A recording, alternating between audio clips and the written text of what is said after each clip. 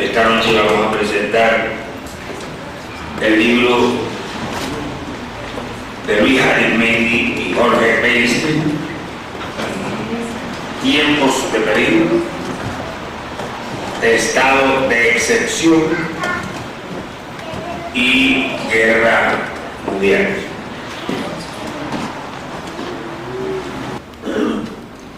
Sin otro interés mayor que escuchar a los presentadores y a los autores, vamos a darle la palabra al doctor John Sachs, que espero que la doctora Magdalena Galindo ya llegue de un momento a otro. De manera que John, bienvenido de nuevo, bienvenido del largo viaje a Rusia.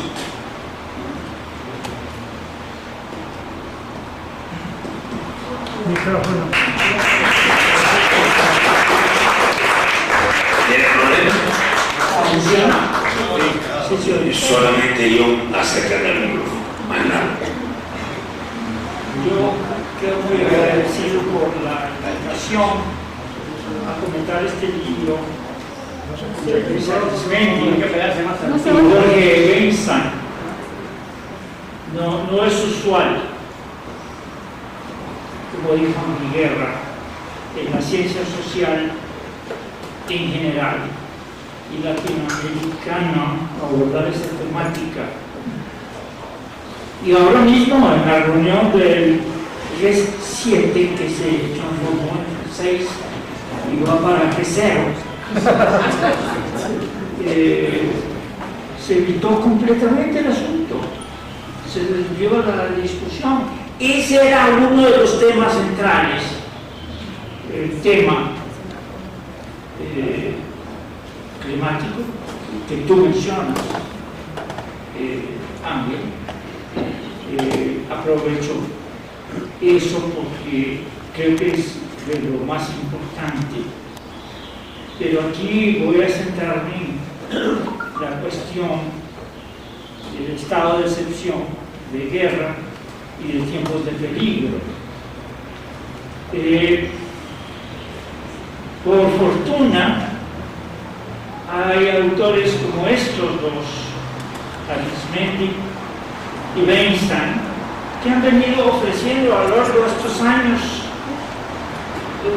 una importante reflexión bien articulada, en la que, por ejemplo, se aborda en la primera sección la tendencia neoautoritaria y la dinámica dictatorial en América Latina, con un capítulo de Luis sobre la tendencia neoautoritaria en la región y otro de Weinstein sobre las nuevas dictaduras latinoamericanas. En el aporte de Arizmendi y Weinstein, ese aporte tiene un amplio respiro explicativo. En el caso de Arizmendi me llama la atención él aborda distintas instancias de la temática en la región, pero ofrece lo que me parece ahora que es uno de los estudios mejor logrados y excepcionales sobre el predicamento mexicano. Es de lo mejor que he leído. ¿Por qué? Pues porque aborda un tema que es el contexto en que estamos ahora. Hay más de 112 muertos y muertas candidatos y hay un estado de excepción vigente, se llama Ley de Seguridad Interior, y entonces aborda la complejidad de este fenómeno en un contexto explicativo muy bien logrado y, lo más importante, claro, nítido.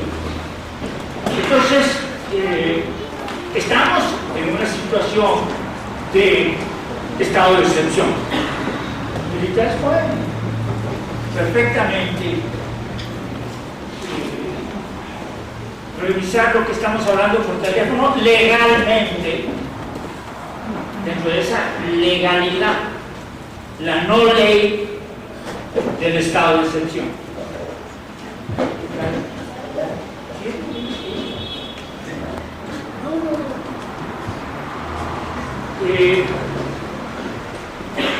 Entonces, el trabajo tiene esa característica ahora, está muy bien. Uno de los temas enfatizados ahí por Arismendi. Es poquito lo que falta para el 1 de julio y es necesario remarcar de nuevo el número de fatalidades mortales que se están dando. Solo en tiempos de la revolución pasaba una cosa igual. Ese es el tipo de desarrollo. En relación con el diseño económico vigente en el país, desde hace 36 años añado que el término neoliberalismo, usado para calificar la ofensiva oligárquica imperial contra la población mexicana, ya lleva 36 años sin descanso. Esa palabra, neoliberalismo, es una tapadera lingüística sobre la superexplotación de la fuerza de trabajo. Se lo quiere esconderse de la atroz de lo que es el neoliberalismo. Es una guerra de clases, es una guerra de rapiña, de quitar presupuesto y reorientar el presupuesto, de tomar la propiedad, y pronto tenemos multimillonarios, 1.000 millonarios y 4 millones más de pobres, y el país haciéndose pedazos, 250.000 muertos, 36.000 desaparecidos. Es una catástrofe humanitaria que debe de cesar. Tenemos que ponerle punto final a eso. Chomsky tiene razón cuando dice el neoliberalismo ni es neo porque contiene lo peor del capitalismo victoriano, ni es liberalismo, una doctrina política opuesta a las autocracias. Y cuando empieza el neoliberalismo, viene con aumentos inusitados en el presupuesto militar, en el presupuesto policial. Ustedes saben que es una explosión social la que trae. En 1982 están metiendo una explosión social, y aquí lo tenemos. Se miden la cantidad de fosas clandestinas. El país, una fosa clandestina por todo el mundo. Entonces, creo que en este caso nuestro, los efectos acumulados de ese recetario económico sobre el tejido social han sido desastrosos. Una masacre entre mexicanos y mexicanas que cubre el territorio. Todas esas hay que agregarle a las desapariciones forzadas, que son crímenes de lesa humanidad, y alarmantes aumentos de la población bajo desplazamientos internos forzados. Toda la catástrofe humana que esconden el 1% y la mercadotecnia inquina vargallusista contra Andrés Manuel López Obrador. Según la Comisión Mexicana en Defensa y Promoción de los Derechos Humanos, el aumento de los desplazamientos internos forzados son similares a los de un país en guerra. mientras organismos internacionales que evalúan el fenómeno se quejan de que la resistencia del Estado a realizar una política integral en la materia dificulta conocer la magnitud y la evolución de la tragedia. No quieren que se sepa. ¿Por qué no quieren que se sepa? Es que esos son espacios que van a ser ocupados, que están siendo ocupados por las transnacionales, por las grandes empresas, por los grandes monopolios. Entonces están abriendo los espacios. Eso ya es experiencia en Colombia. La comisión calcula la cifra histórica en poco más de 300.000 afectados, por lo que a mí me sorprende la cifra de otra fuente de 1.7 millones de personas en México sometidas a desplazamientos internos forzados. Es decir, una cifra anual de 350.000 personas. ¿Es el desplazamiento forzado una política de Estado? ¿Es la matanza de 43 estudiantes una forma de disciplinamiento social, de terrorismo de Estado? En un reportaje valioso sobre el asunto se indica que Michael Forst, relator especial de la ONU sobre los riesgos que enfrentan los defensores de derechos humanos en México, señaló que las grandes transnacionales, lo voy a citar, que compran montañas, cerros, lagos, lagunas y ríos en México, son fuente de graves y sistemáticas violaciones de las garantías individuales y colectivas ejidales, como del derecho a la consulta previa, libre e informada. Otras fuentes advierten que la población indígena y campesina, las mujeres y los niños son quienes sufren las mayores penalidades. Y Vasco Tuncat, un relator de la ONU sobre el manejo de sustancias peligrosas, señaló hace poquito, hace como 4 semanas, que la contaminación, dice, es un problema de derechos humanos y en México se ha tornado de graves consecuencias, particularmente para los más débiles. Es una cita. Agregó que las industrias extractivas, minerales, gas, petróleo, cito, ejercen violencia contra las comunidades, en su mayoría indígenas, al contaminar con químicos tóxicos, ya que las víctimas carecen de acceso a medidas de remediación, con lo que se incurre en injusticia. México.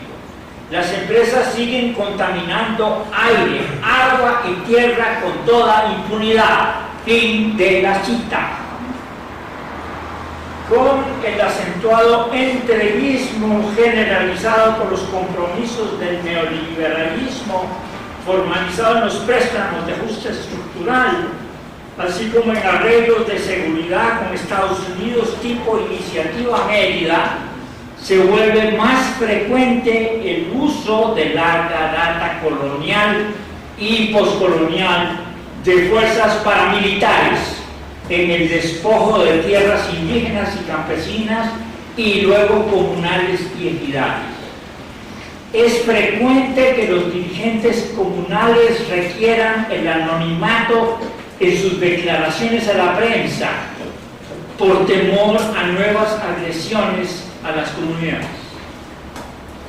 Ante la resistencia al despojo territorial, son frecuentes los conflictos con las autoridades municipales, seguidos de amenazas y agresiones contra los ejidatarios, reactivando grupos paramilitares.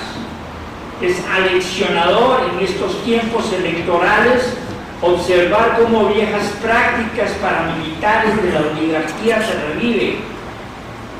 Eso debe de terminar.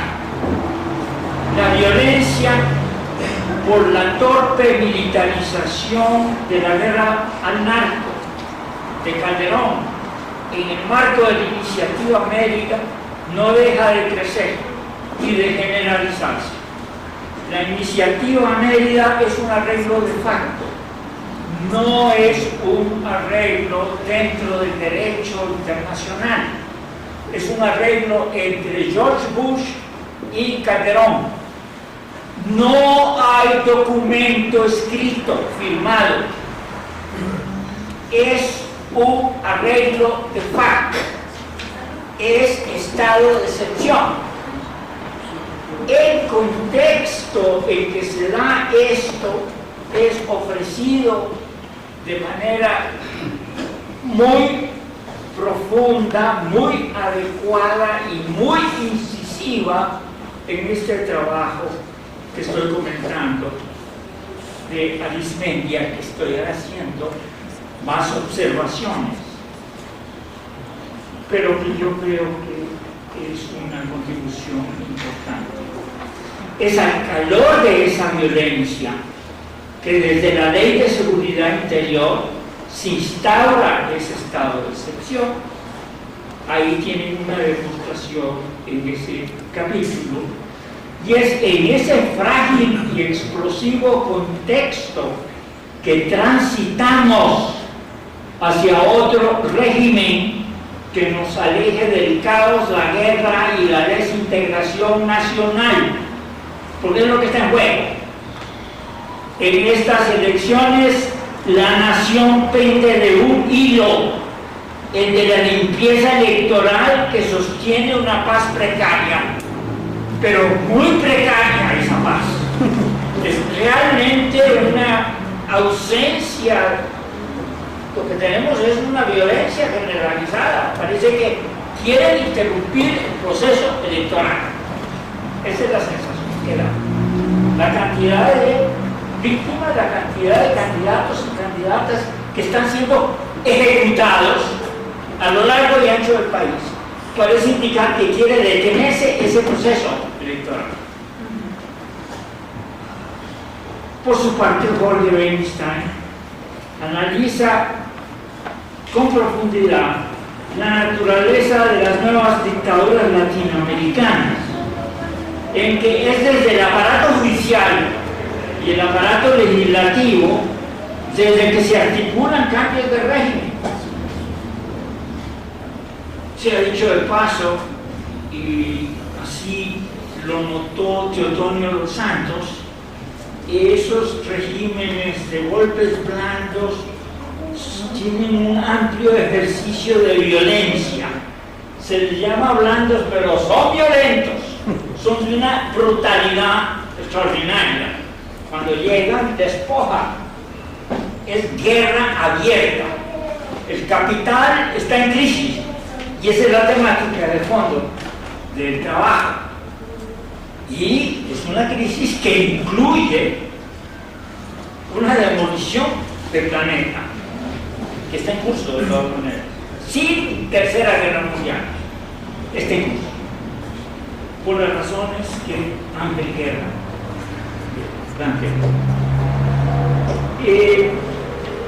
En la literatura, el trabajo de Weinstein me hace recordar el término lawfare, que es una conjunción de dos palabras inglesas: law, ley, warfare, guerra. Y lawfare es guerra por la vía, entre comillas, legal. Como estamos hablando de estado de excepción, me parece terriblemente importante revisar un poco eso, que es un tema que se inventó en Harvard en los años 90 vía programas de empréstitos de Estados Unidos, en especial del Banco Interamericano de Desarrollo. Esos programas se vienen dando desde los 90 y títulos muy impecables.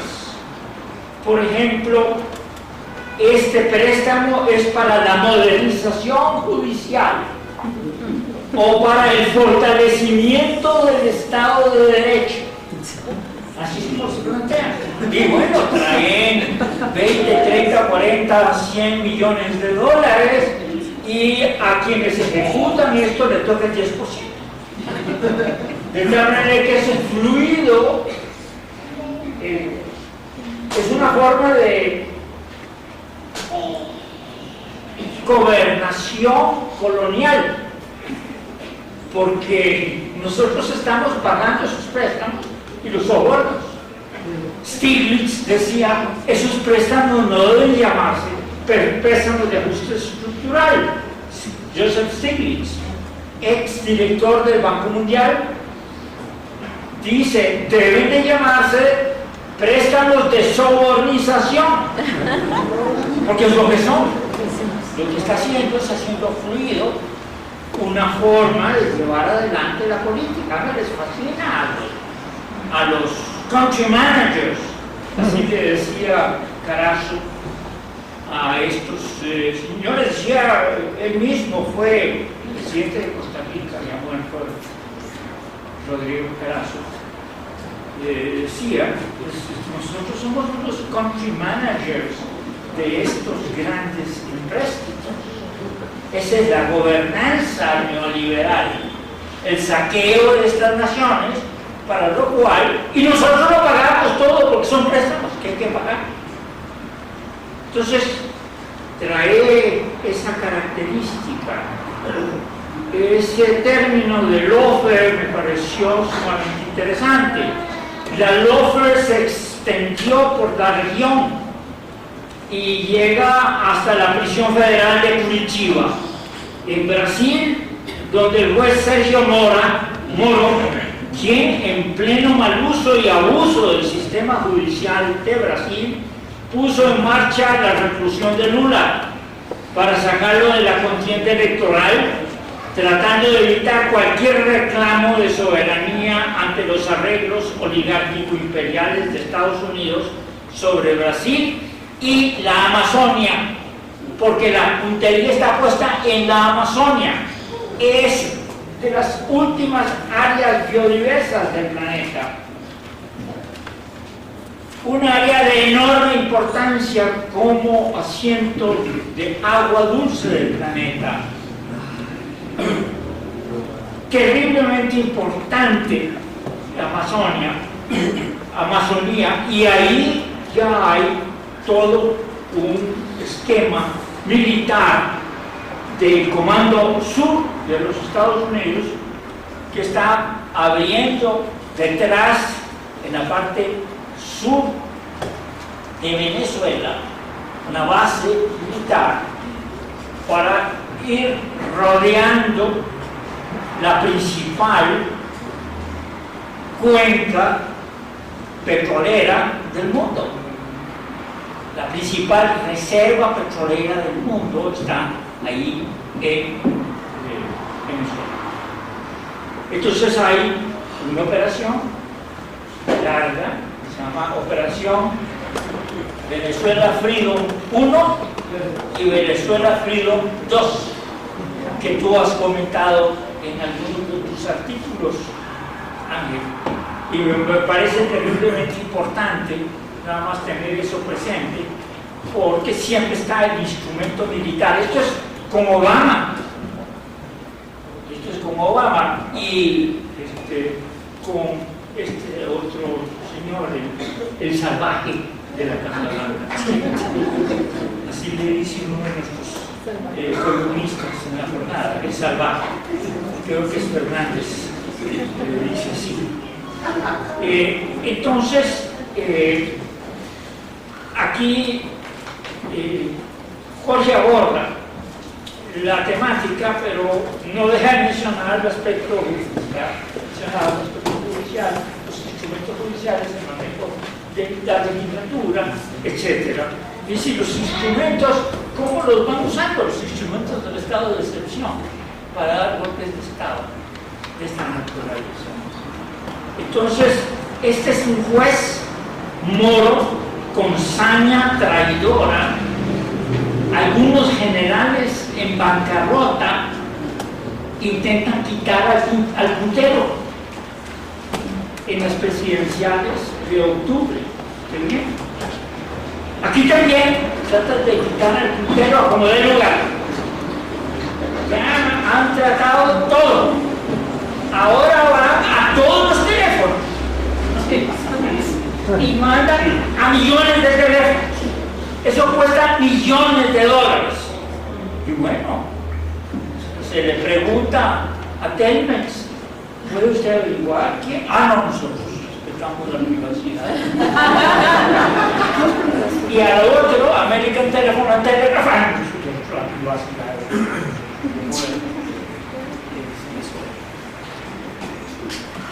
Y se dan cuenta ustedes de la importancia que tiene la privatización de nuestros teléfonos de México. Una empresa que estaba funcionando perfectamente, con números negros funcionaba. Y fue entregada así, regalada. En 2 años la pagaron. Decían una enorme riqueza. Pero ese es solo uno de los despojos. Fue continuo el despojo. Son 36 años de despojo. Son miles de hoteles, de fábricas, de haciendas, de riqueza pública. Hay una serie de mecanismos financieros para la transferencia de riqueza pública a los privados. Y eso no se vale. Bueno, Moro, quiero decirles a ustedes, estudió en la cuna de la Lofer en Harvard. Y como observó Samuel Piñeiro Guimarães, un diplomático brasileño, en entrevista con Darío Piñotti en la página 12, no se debe perder de vista, lo voy a citar, que estamos hablando de un miembro del Poder Judicial que fue adiestrado en el Departamento de Estado, que viaja permanente a Estados Unidos. Moro sabe cómo ganarse la aprobación de Washington. Lo hace coordinando y ajustando su función judicial al golpismo judicial que derrocó a Dilma para reimplantar y ahora mantener la brutal guerra de clase llamada neoliberalismo. Antes de ir a prisión, Lula hizo una histórica reflexión ante decenas de miles que llenan las calles de Sao Paulo, que llevan al sindicato metalúrgico, y esta conversación fue transmitida por Telesur. Desde la vasta movilización se escuchó fuerte la voz pública contra la persecución de Lula, mientras Moro, en plena ofensiva judicial, guarda silencio ante indicios graves de generalizada corrupción de Temer, el señor que ocupa la Maltos, informante del Comando Sur, con muy buena fuente, lo menciona Esther Caloni. Europa Press informó que la Fiscalía había denunciado a Temer por sobornos de la mayor procesadora mundial de carne a través de uno de sus asesores. Otros informes oficiales completan un paquete de denuncias del fiscal que incluyen la obstrucción de justicia y presunta asociación criminal. Con suficientes votos, la Diputación adepta a Temer rechazó la iniciativa de juicio, que tendrá que esperar hasta enero del 19, cuando termina el mandato de Temer. La judicialización de la política o la politización del sistema judicial se realiza desde procesos vinculados a programas de empréstitos que aumentan el poder del sistema judicial en estados y federación brasileña al tiempo que lo penetran. El BID, por ejemplo, maneja los empréstitos al judicial bajo protocolos de funcionamiento operativo similares a los aplicados a los programas de ajuste estructural, es decir, incluyendo las generosas y legales comisiones para que los altos funcionarios y los jueces operen los empréstitos destinados a la modernización judicial, es decir, virtuales aparatos de sobornización que en este caso fomentan vínculos que alimentan la función judicial con datos seleccionados por el espionaje estadounidense sobre las fortalezas y las debilidades, porque controlan los teléfonos. Todos los teléfonos de Brasil tienen control la National Security Agency. ¿Qué se imaginan? ¿Quiere saber cómo agarrar un gobierno? Busque dónde está la lana. La lana está ahí en la empresa petrolera, ahí es donde entra el dinero. Entonces, García quiere todas las llamadas telefónicas, todas, en relación de esa empresa. Quiere saber todo lo que está pasando. Y hay instrumentos de inteligencia artificial que permiten captar eso. Tiene capacidad de memoria para 500 años de todas las conversaciones telefónicas en el planeta. Entonces, esto no lo estaba mencionando mal en términos de esta operación contra López Obrador, pero esos son los niveles en que se está manejando la cosa. Como inteligencia artificial, porque de otra manera es absolutamente difícil de imaginarse esa enorme capacidad de memoria acumular todas las conversaciones. Desde luego, todo lo que entra y sale de Estados Unidos telefónicamente, absolutamente todo está registrado. Pobre gente tiene que escuchar una cantidad grande de chismes. Pero, Jorge, ese capítulo me parece que importa la cuestión del lawfare. Uno de los objetivos a corto y mediano plazo de la lawfare es lograr la restauración del neoliberalismo también por la vía judicial. Los y las autoras de un estudio que fue publicado se llama un estudio de alta calidad de Silvina Romano con varios otros autores, se llama Lawfare, la vía justa al neoliberalismo, donde detallan el uso político de la justicia. Ese aspecto creo que es un aspecto importante, el manejo del aparato judicial. Y estos autores plantean que se recurre a un estado de excepción por medio de herramientas supuestamente legales, así definidas por un aparato judicial, que se elevó por encima de los demás poderes, pero con jueces ya sobornados. Si usted soborna a un juez, usted controla la justicia. Si usted soborna el aparato judicial y la cúpula, y esa cúpula es la que va a encargarse de la administración del empréstito del BID, y el empréstito del BID le van a depositar en cuenta suiza 20 millones, 30 millones de dólares. Usted es eternamente del BID, y el BID es, y siempre ha sido, un instrumento de Estado. No es un banco internacional que opera. Ayer algunos de mis colegas piensan en eso, por ejemplo, piensan en el Fondo Monetario Internacional. Acabo de leer un artículo de una destacadísima periodista argentina, donde dice este ente global. No es ningún ente global, es un ente del Estado estadounidense y es un ente de clase. Nunca ha sido algo multilateral.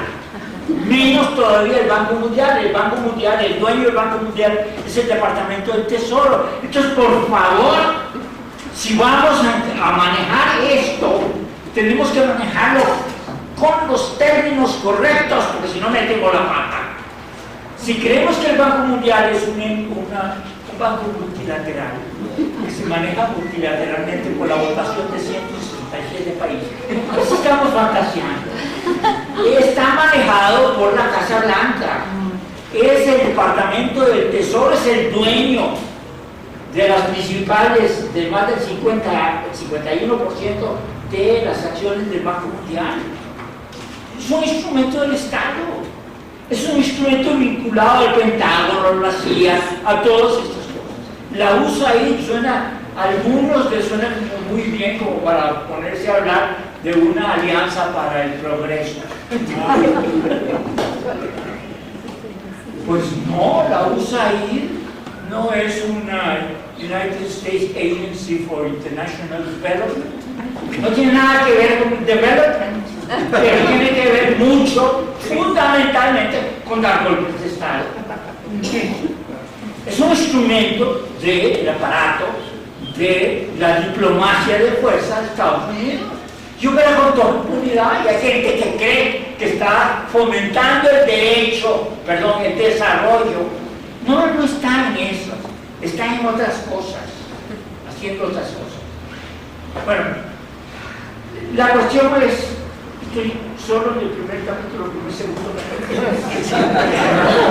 puedo seguir, quiero ir a ella. Quiero ir a ella. Pero esos son dos capítulos. Nada más.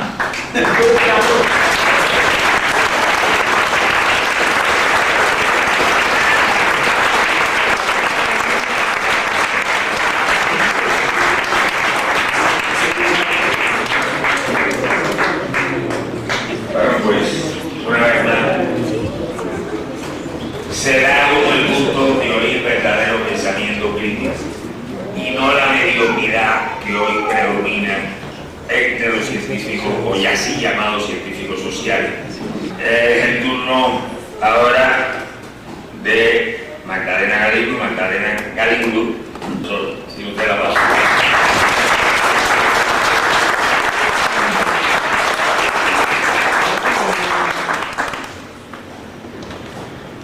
Tengo para mí, y creo que todo el mundo, que la historia ha vivido un aceleramiento que, digamos, se inicia ya en los primeros pasos del capitalismo en el siglo XVI, pero que ya en el siglo XXI ha llegado a una rapidez verdaderamente impresionante. O sea, hoy los sucesos que pueden denominarse como históricos, se suceden prácticamente cada día. Y esa realidad, además de, bueno, esa realidad significa en primer lugar el surgimiento de nuevos fenómenos que, como decía, se suceden con mayor rapidez, y para el científico social, el proceso de globalización ha determinado que el objeto de estudio se ha ampliado en dos sentidos.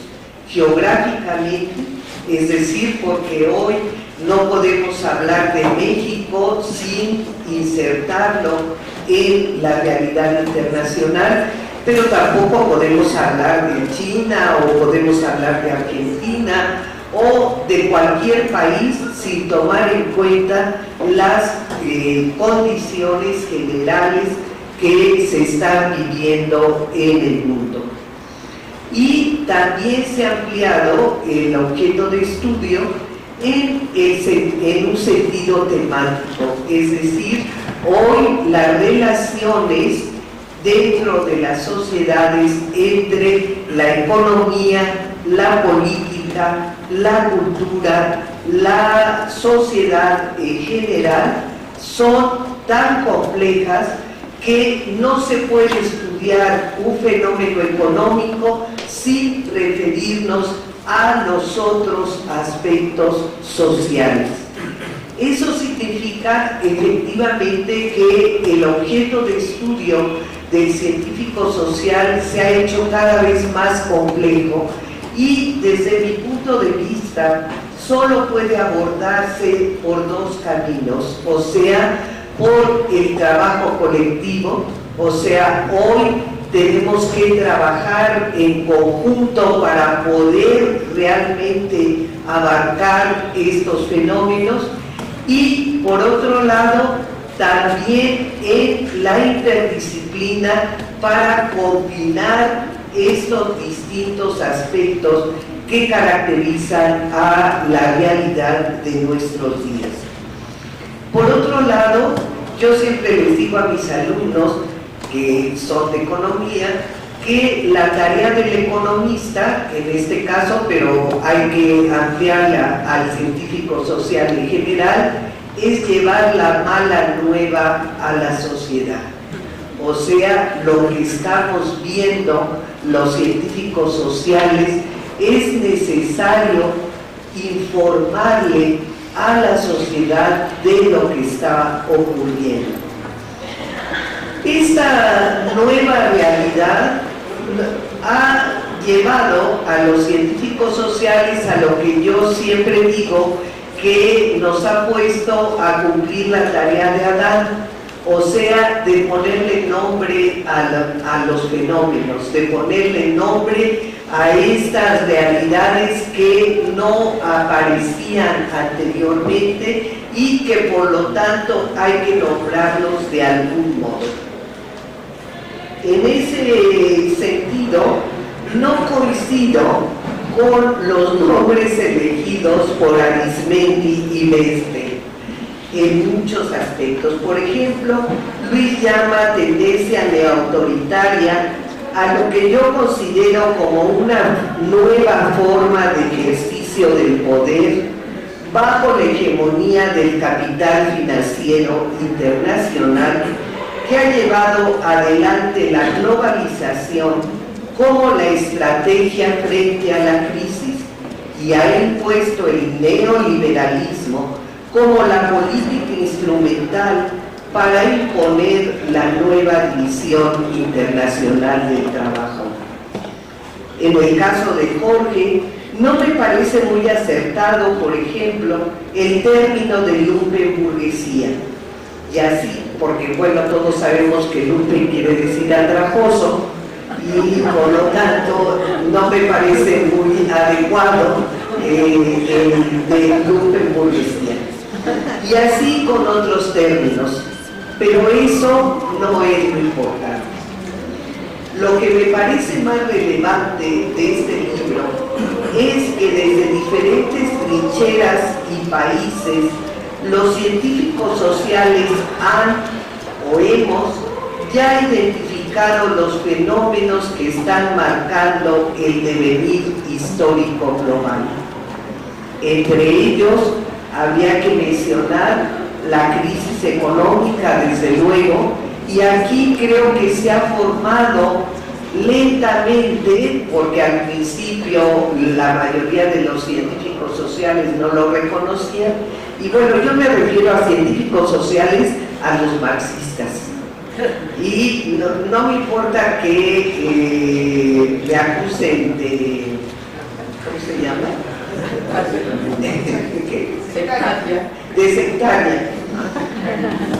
El asunto es que a nosotros científicos sociales yo les llamaría, como Marx, científicos vulgares.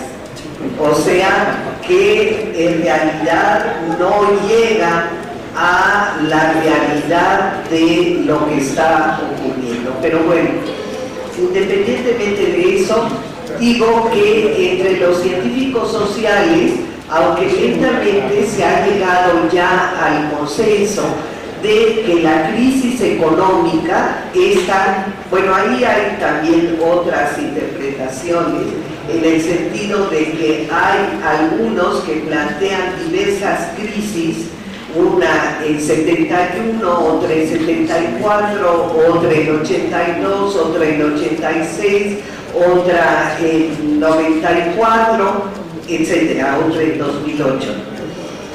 En fin, pero independientemente de eso, desde mi punto de vista se trata de una sola crisis, y aquí tampoco coincido con Luis en el sentido de que él habla de una crisis diferente a partir de 2008. Yo creo que es la misma crisis que se ha ido profundizando y que no se ha resuelto. O sea, independientemente de que haya habido crecimiento durante los 90, pienso que la crisis estructural o la crisis epocal no se ha resuelto y que es la misma que estamos padeciendo desde 71. Pero independientemente de esa diferencia, creo que hay un consenso en que la causa fundamental de esta crisis económica, que ya lleva más de 40 años, es la caída de la tasa de ganancia. Y de ahí, bueno, hay muy diversas interpretaciones de qué es lo que provocó esta caída de la tasa de ganancia y, por otro lado, de las respuestas que ha habido frente a esa caída de la tasa de ganancia. Otro aspecto en el que se ve ya un consenso, o sea, que identifica uno de los fenómenos fundamentales de nuestro tiempo, es la financiarización de las economías. Aquí he de decir que muy ortodoxamente con la lengua, yo digo financiarización y no financiarización, que me parece que viene del inglés, o sea, del financial, y no del español, que es financiero. Pero independientemente de eso, digamos que este es uno de los fenómenos más importantes de nuestro tiempo y que están identificados por los científicos sociales en general. Otro aspecto fundamental que me parece de nuestro tiempo y que ha sido identificado por los científicos sociales es la ofensiva del gran capital contra los trabajadores. Esta ofensiva que se ha dado en todo el mundo, yo agregaría otra, pero esta no es un consenso, que sería la ofensiva de los países centrales contra los países subdesarrollados. O sea, que a partir de la crisis económica y más específicamente al principio de los años 80, se lanza una ofensiva contra los países subdesarrollados y otra ofensiva contra los trabajadores, tanto los de sus propios países, de los países altamente industrializados, como los trabajadores de los países subdesarrollados. El tercer aspecto, que quizá me parece incluso más importante y que van a desarrollar muy ampliamente los dos autores en sus textos, es una nueva forma de ejercicio del poder. Esto a lo que se refería John, que efectivamente aquí hay mucha discusión, hay quien habla del surgimiento de un nuevo Estado supranacional, hay quien habla de esto, de una tendencia autoritaria internacional, etc. Pero de cualquier modo lo que se está viendo es una nueva forma de ejercicio del poder que efectivamente es supranacional y que está ejerciendo el poder prácticamente en todos los países. Otro de los aspectos que abordan los autores y que me parece muy importante dentro de la realidad actual es las nuevas expresiones de los golpes de Estado.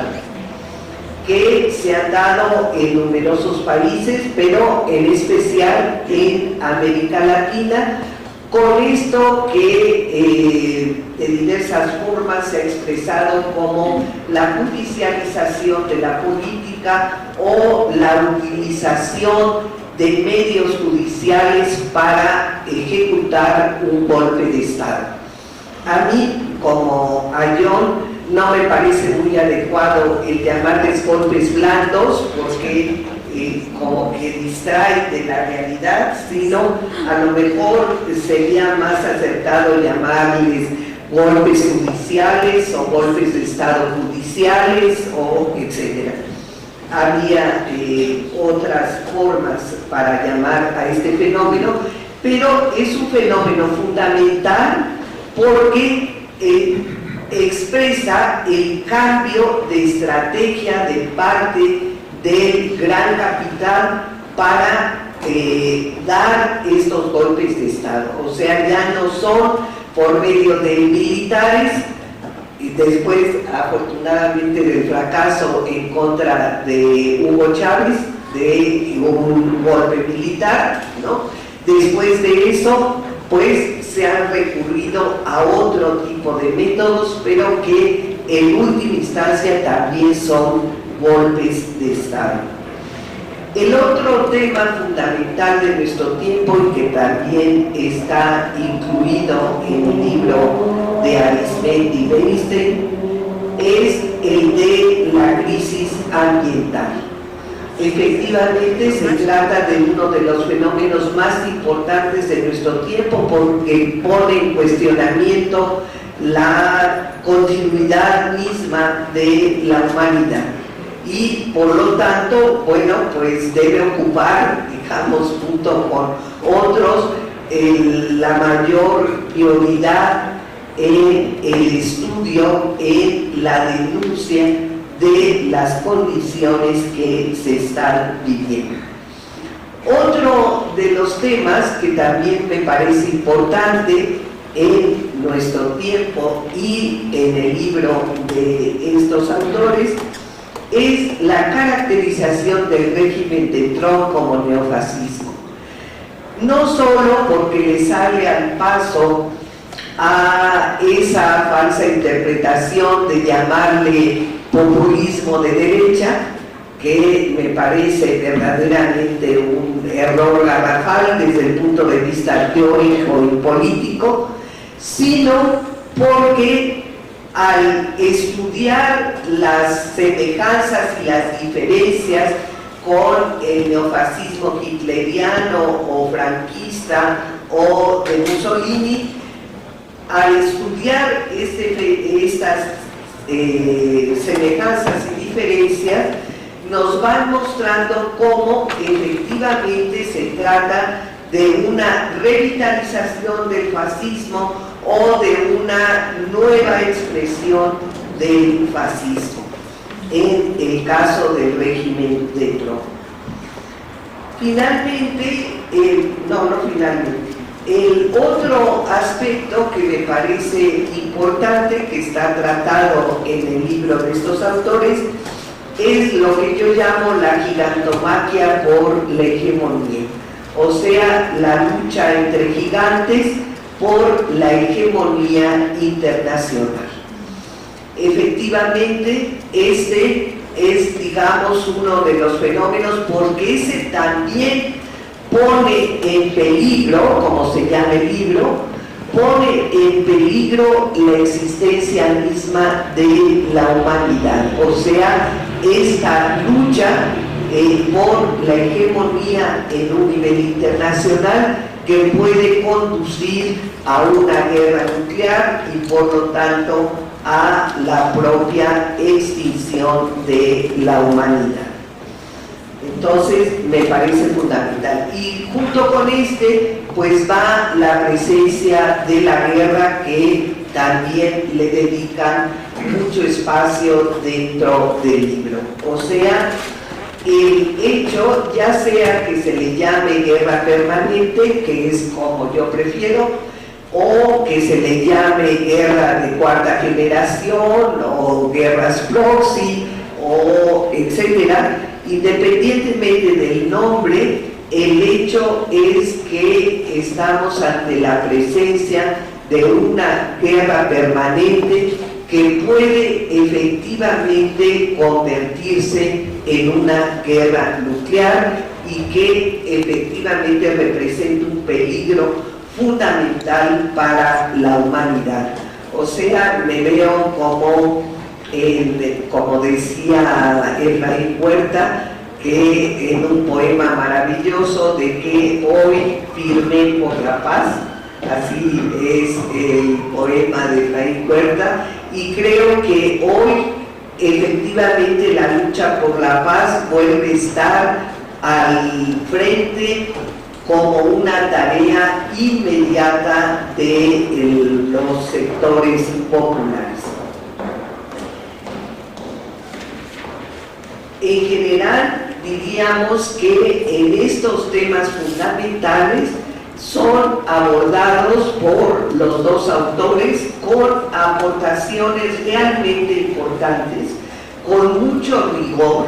O sea, no se trata de ocurrencias de un interés de moda intelectual, sino que hay realmente un análisis profundo con mucho rigor dentro de los textos y además con una actualidad realmente sorprendente. O sea, hay menciones en el libro a hechos de 2018. O sea, está verdaderamente sobre el muerto las coronas, como se dice en el periodismo, ¿no? Y realmente pues sorprende lo que sucede es que los autores son audaces, o sea, no solo el hecho de mantener un rigor, sino también de atreverse a lanzar interpretaciones sobre la realidad más actual que estamos viviendo. Por otro lado, también habría que mencionar, no puedo dejar de mencionarlo, que hay mucha valentía para denunciar no solo el gran despojo que hemos vivido durante los últimos 40 años, sino también los delitos de los políticos y la prevalencia de sus intereses y del imperio por sobre cualquier consideración ética. En resumen, el libro de Arizmendi y Einstein es un libro actual, riguroso, audaz y valiente.